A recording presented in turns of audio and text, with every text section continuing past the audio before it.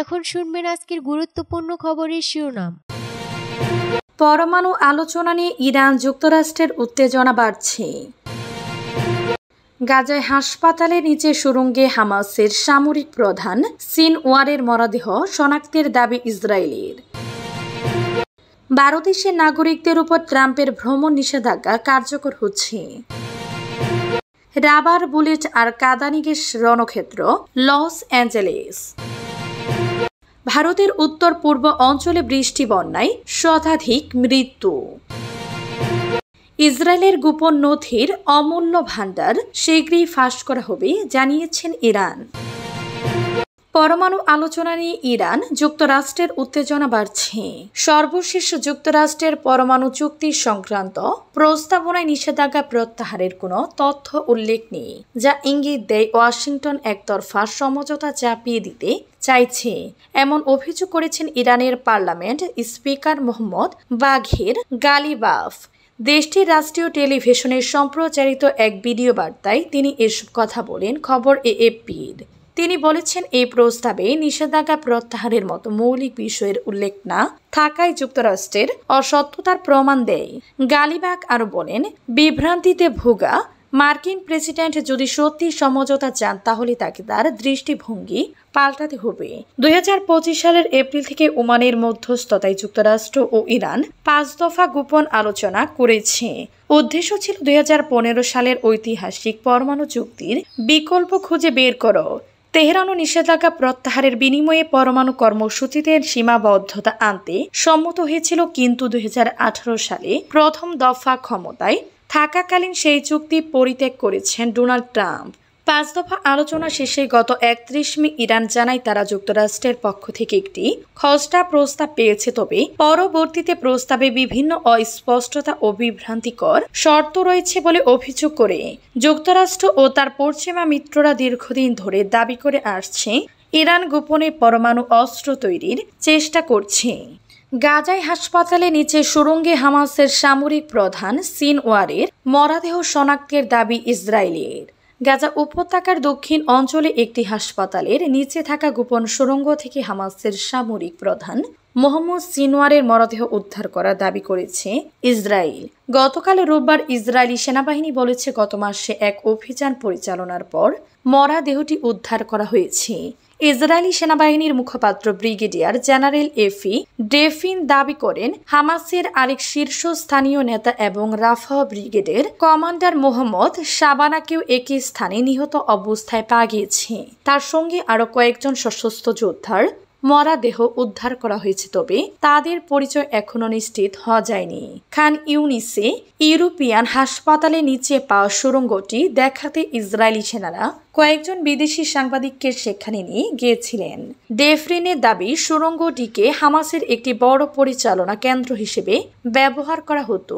Defrin দাবি করেন, এটি হামাসের পক্ষ থেকে বারবার সাধারণ মানুষকে মানব ঢাল হিসেবে ব্যবহার করার বেসামরিক স্থাপনা, হাসপাতাল সহ বিভিন্ন জায়গাকে এই উদ্দেশ্যে ব্যবহার করার আরেকটি নজির। 12 দেশের নাগরিকদের উপর ট্রাম্পের ভ্রমণ নিষেধাজ্ঞা কার্যকর হচ্ছে।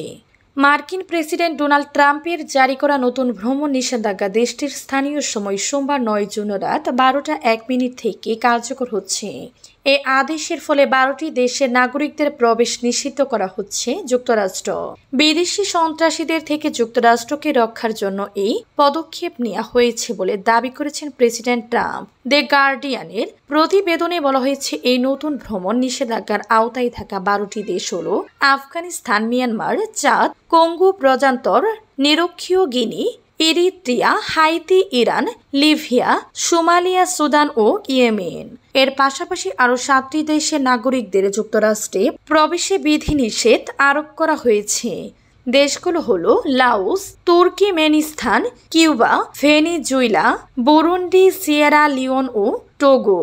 রিপাবলিকান প্রেসিডেন্ট ট্রাম্প বলেন, যে দেশগুলোর উপর কঠোরতম নিষেধাজ্ঞা আরোপ করা হয়েছে সেগুলোতে বড় আকারের উপস্থিতি রয়েছে সন্ত্রাসীদের। ভিসা সুরক্ষায় সহযোগিতা করতে ব্যর্থ তারা, ভ্রমণকারীদের পরিচয় যাচাই করতে অক্ষম, অপরাধমূলক ইতিহাসের পর্যাপ্ত রেকর্ড রাখতে পারে না এবং যুক্তরাষ্ট্রে ভিসার মেয়াদ উত্তীর্ণ হওয়ার হার বেশি। রাবার বুলেট আর কাঁদানি গ্যাসে রণক্ষেত্র লস অ্যাঞ্জেলেস। উত্তপ্ত লস অ্যাঞ্জেলেস শহরটির অভিবাসীদের সঙ্গে আইন প্রয়োগকারীদের দফায় দফায় সংঘর্ষ হয়েছে। পরিস্থিতি নিয়ন্ত্রণে রাবার বুলেট আর কাঁদানি গ্যাস নিক্ষেপ করেছে পুলিশ। এতে রণক্ষেত্রে পরিণত হয়েছে এলাকা। সোমবার 9 জুন ভারতীয় সংবাদ মাধ্যম আনন্দবাজারের এক প্রতিবেদনে এ তথ্য জানানো হয়েছে। প্রতিবেদনে বলা হয়েছে, লস অ্যাঞ্জেলেসে বিক্ষোভ দমনের জন্য মার্কিন president Donald Trump national guard মোতায়েন করেছিলেন, কিন্তু পরিস্থিতি শান্ত হওয়ার বদলে আরও খারাপ হয়েছে। বিক্ষোভকারীরা ট্রাম্পের বাহিনীর সঙ্গে সংঘর্ষে জড়িয়েছে, বিক্ষোভকারীরা ট্রাম্পের বাহিনীর সঙ্গে সংঘর্ষে জড়িয়েছে। এর সময় তাদের উপর রাবার বুলেট আর কাঁদানি গ্যাস নিক্ষেপ করা হয়েছে। উত্তপ্ত পরিস্থিতিতে ট্রাম্প বিক্ষোভকারীদের হুঁশিয়ারি দিয়েছেন। রোববার 8 জুন নিউ জার্সিতে সাংবাদিকদের মুখোমুখি হয়ে ট্রাম্প বলেন, আমার একটা ছোট বক্তব্য আছে, তারা থুতু ছিটিয়েছে, আমরা জবাব দিয়েছি। তিনি বিক্ষোভকারীদের সমালোচনা করে বলেন, তারা মানুষের দিকে থুতু ছিটিয়েছে, এটা তাদের নতুন কৌশল। এরপর হুঁশিয়ারি দিয়ে তিনি বলেন, কেউ আমাদের পুলিশ বা সেনার দিকে থুতু ছিটালে তা মেনে নেওয়া হবে না, এমন হলে কঠোরভাবে তা দমন করা হবে। রোববার লস অ্যাঞ্জেলেসে বিক্ষোভ ছত্রভঙ্গ করতে ন্যাশনাল গার্ড কাঁদানি গ্যাস ও মরিচ গুঁড়োর বল ছুড়েছে। এরপর পরিস্থিতি আরও উত্তপ্ত হয়েছে। লস অ্যাঞ্জেলেস পুলিশ জানিয়েছে, পুলিশের নির্দেশ অমান্য করায় 27 বিক্ষোভকারীকে গ্রেফতার করা হয়েছে। মার্কিন ভাইস প্রেসিডেন্ট জেডি ব্রাঞ্চ ইতিমধ্যে আরও সেনা মোতায়েনের ইঙ্গিত দিয়েছেন, তবে ট্রাম্প প্রশাসন এখনও চূড়ান্ত সিদ্ধান্ত নেয়নি। ট্রাম্প জানিয়েছেন, পরিস্থিতির উপর নজর রাখা হচ্ছে। ভারতের উত্তর পূর্ব অঞ্চলে বৃষ্টি, বন্যায় শতাধিক মৃত্যু। ভারতের উত্তর পূর্ব অঞ্চলে টানা বৃষ্টি ও ভূমিধসের কারণে ভয়াবহ বন্যা পরিস্থিতি তৈরি হয়েছে। নদ নদীর জলস্তর বৃদ্ধি, মাটি ধস ও ঘরবাড়ি ধসে শতাধিক মানুষের মৃত্যু হয়েছে। গৃহহীন হয়েছে কয়েক লাখ মানুষ। বন্যায় সবচেয়ে বিপদগ্রস্ত রাজ্য আসাম, সেখানে অন্তত 3.5 লাখ মানুষ ক্ষতিগ্রস্ত হয়েছে। সরকারি হিসাব অনুযায়ী রোববার পর্যন্ত আসামে অন্তত 23 জনের মৃত্যু হয়েছে। রাজ্যের 12টি জেলায় কয়েক লাখ মানুষ বন্যার কারণে ঘরবাড়ি ছাড়তে বাধ্য হয়েছে।